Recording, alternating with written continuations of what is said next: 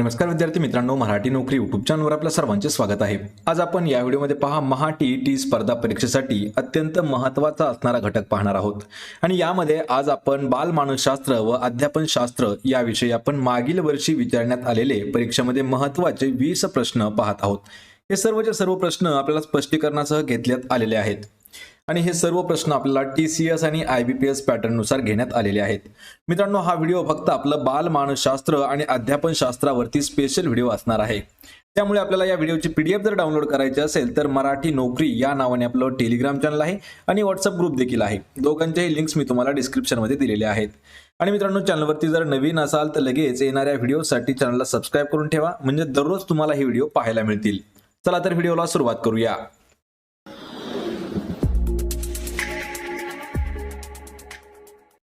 तर पहा, आपला प्रश्न आहे, उपपत्ती म्हणजे आपल्याला जे ज्ञात आहे त्या आधारे कोणत्या तरी प्रकारे दृष्टिक्षेप टाकण्याची, अंदाज करण्याची आणि रचना करण्याची वृत्ती ही व्याख्या खालीलपैकी कोणत्या मानसशास्त्रज्ञाने केलेली आहे। मित्रांनो, प्रश्नाचं जर उत्तर येत असेल तर 3 ते 5 सेकंदामध्ये आपण कमेंट करून देखील उत्तर देऊ शकता। या ठिकाणी आपल्याला एक व्याख्या विचारलेली आहे, लक्षात ठेवा, आणि ही व्याख्या खूप महत्त्वाची आहे। उपपत्ती म्हणजे आपल्याला माहित, म्हणजेच काय तर ज्ञात आहे, माहित असलेली, त्या आधारे कोणत्या तरी प्रकारे एक दृष्टिक्षेप टाकण्याची तसेच अंदाज करण्याची आणि रचना करण्याची जी आपली वृत्ती असते, ही व्याख्या खालीलपैकी कोणत्या मानसशास्त्रज्ञाने मांडलेली आहे। तर ही व्याख्या आहे, पहा, ऑप्शन क्रमांक 2 कॅम्पबेल यांची। पर्याय 2 आपलं या प्रश्नाचं उत्तर होईल। यानंतरचा प्रश्न आहे, खाली दिलेल्या विधानांमध्ये मतिमंद मुलाचे लक्षण नाही। पहा, कोणतं असं लक्षण आहे की ते मतिमंद मुलामध्ये येत नाही। मित्रांनो, हा प्रश्न देखील खूप महत्त्वाचा आहे। जे स्पेशल टीचर असतात त्यांना देखील हा प्रश्न विचारला जातो आणि या प्रश्नाचं योग्य उत्तर होईल, पहा, ऑप्शन क्रमांक 2 तर समायोजनक्षम असणे हे जे आहे हे मतिमंद मुलाचं लक्षणामध्ये येत नाही। यामध्ये पहा मित्रांनो, मतिमंद बालकाची जी काही महत्त्वाची वैशिष्ट्य आहेत त्यामध्ये काय आहे, आकलन क्षमता कमी, अवधान स्थिर नसते, प्रगती मंद गतीने होते, इतरांमध्ये ते मिसळत नाहीत, निर्णय क्षमतेचा कमतरता किंवा अभाव असतो, एकाच जागी जास्त वेळ बसतात, आत्मविश्वास म्हणजे जे कॉन्फिडन्स आहे त्याची कमतरता भासते किंवा अभाव असतो, मानसिक दृष्ट्या त्यांचा अभाव असतो, बोलण्यात व वागण्यात त्यांच्या विसंगती असतात, म्हणजे बोलणं वेगळं आणि करणं वेगळं म्हणजेच वागणं वेगळं, आणि सामाजिक विकासाचा त्यांच्यामध्ये अभाव असतो। हे जे आहेत हे सर्व मतिमंद बालकाची वैशिष्ट्ये आहेत।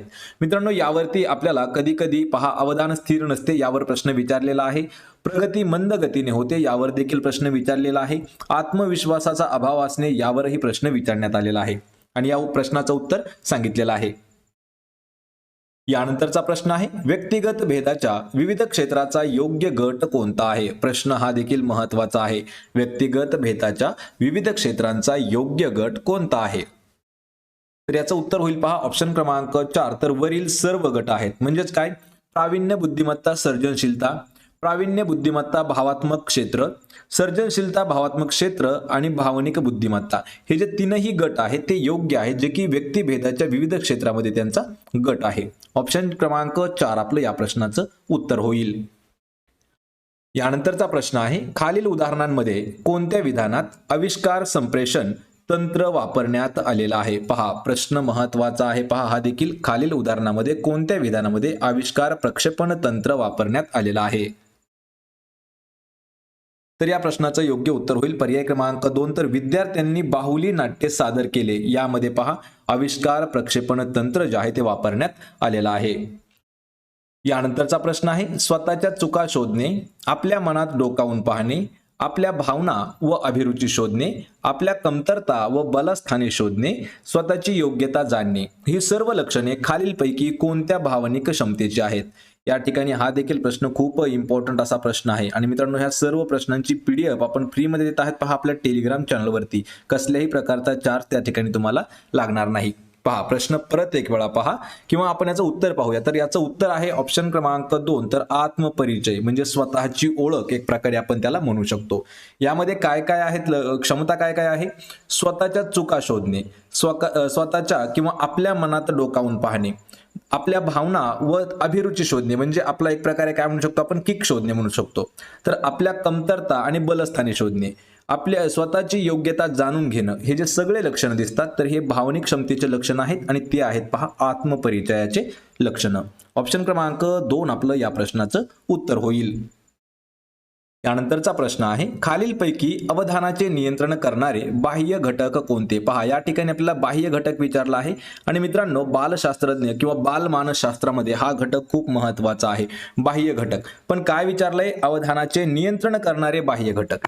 यामध्ये पहा अभिरुची, तत्कालिक गरजा, पुनरावृत्ती आणि वैचित्र्य. लक्षात ठेवा, हे जे आहेत हे आपल्याला काही घटक दिलेले आहेत. यापैकी अवधानाचे नियंत्रण करणारे बाह्य घटक कोणते आहेत आपल्याला असं विचारलं आहे. तर या प्रश्नाचं योग्य उत्तर होईल पहा ऑप्शन क्रमांक 4, तर क आणि ड फक्त.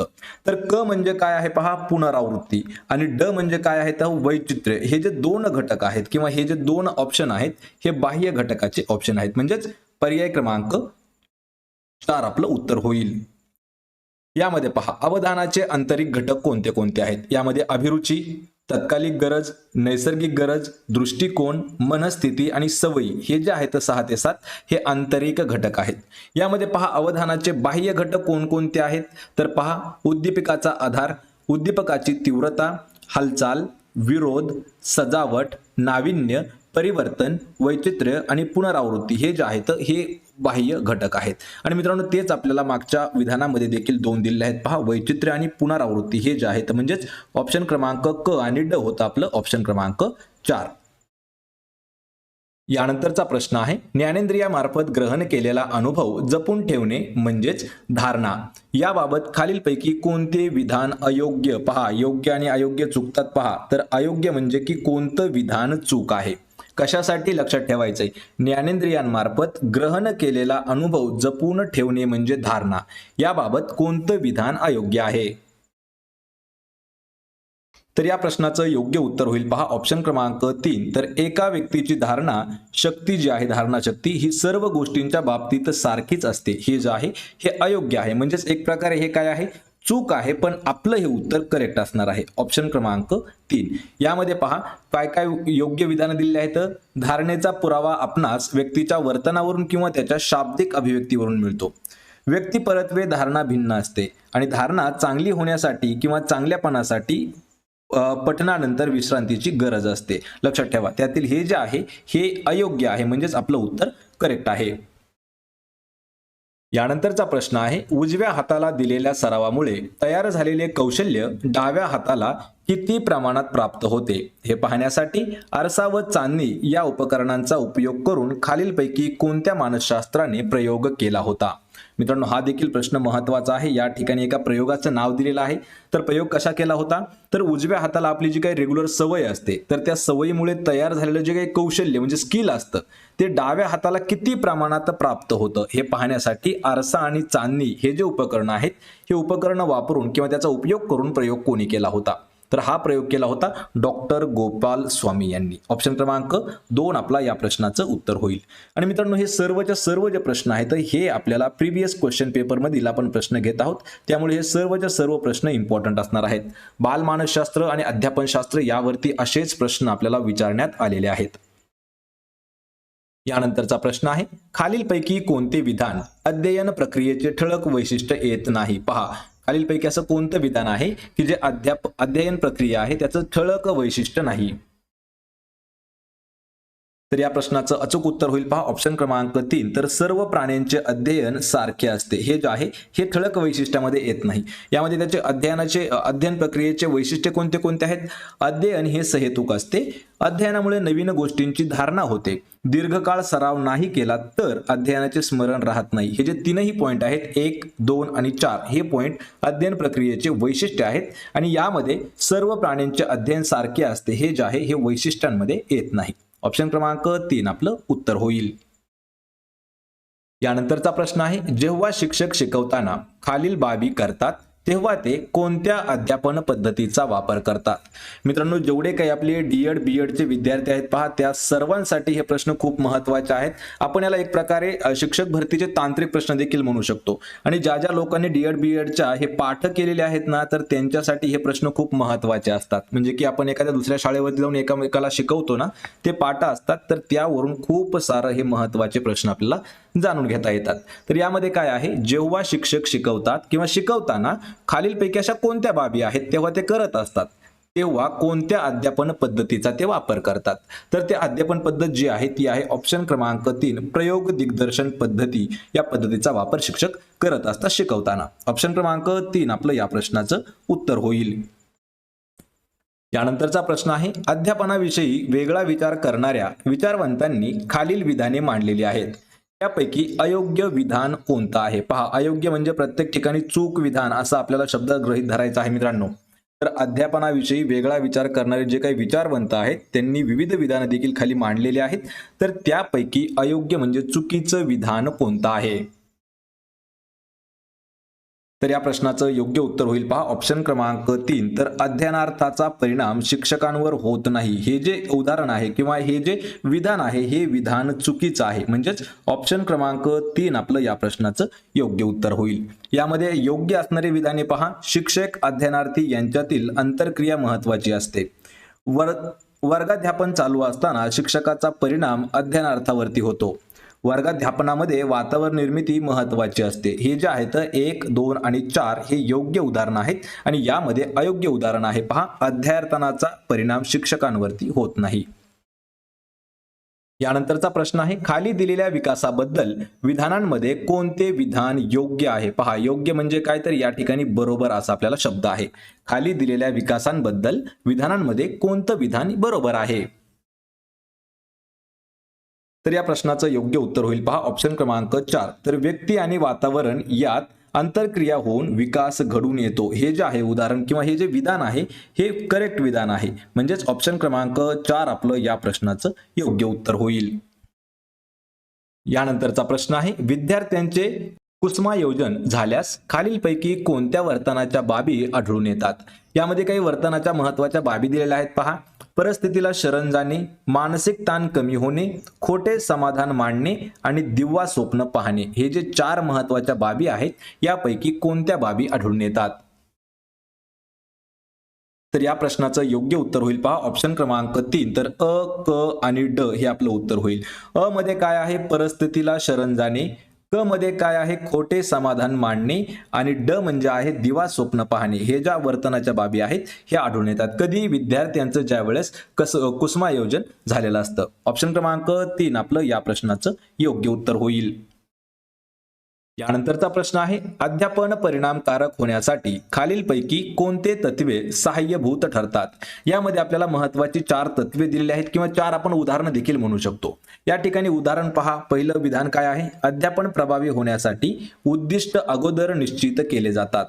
यानंतरचं काय आहे, अध्ययनार्थाच्या उपजत क्षमता विकसित करणे आवश्यक असते. तिसरं काय आहे, अध्ययनार्थाच्या पूर्वज्ञानाची दखल घेऊन नवीन ज्ञानाशी संबंध प्रस्थापित करणे.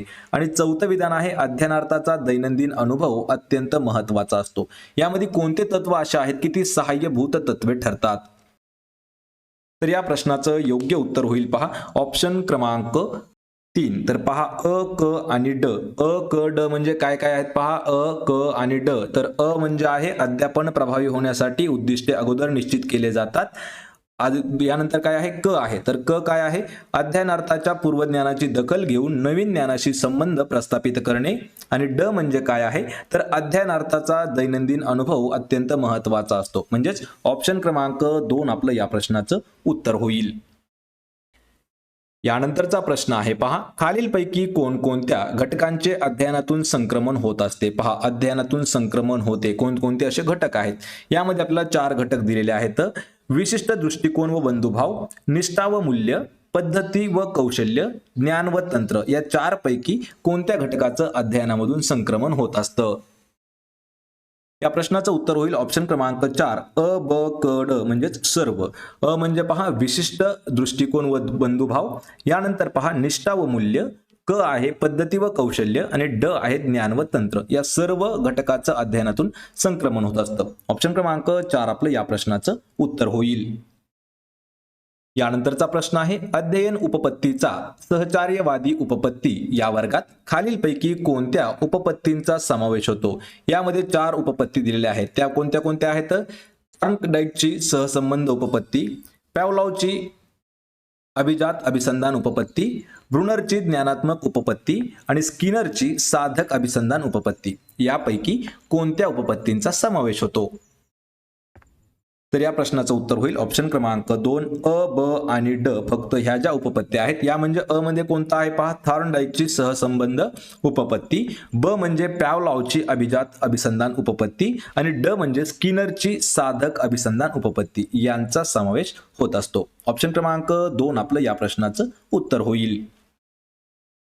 यानंतरचा प्रश्न आहे, आपण पाहिलेला एखादा क्रिकेटचा सामना मनपटलावर जशास तसा तयार होतो किंवा लक्षात ठेवा तयार होतो, या ठिकाणी साकार झालाय तर तयार होतो, तेव्हा मानसशास्त्राच्या भाषेत याला खालीलपैकी कोणती कल्पना म्हणता येईल? मित्रांनो कधी कधी थोडंसं प्रिंट मिस्टेक होतं, समजून घ्या, त्या ठिकाणी मी चूक देखील माझी बरोबर करतो.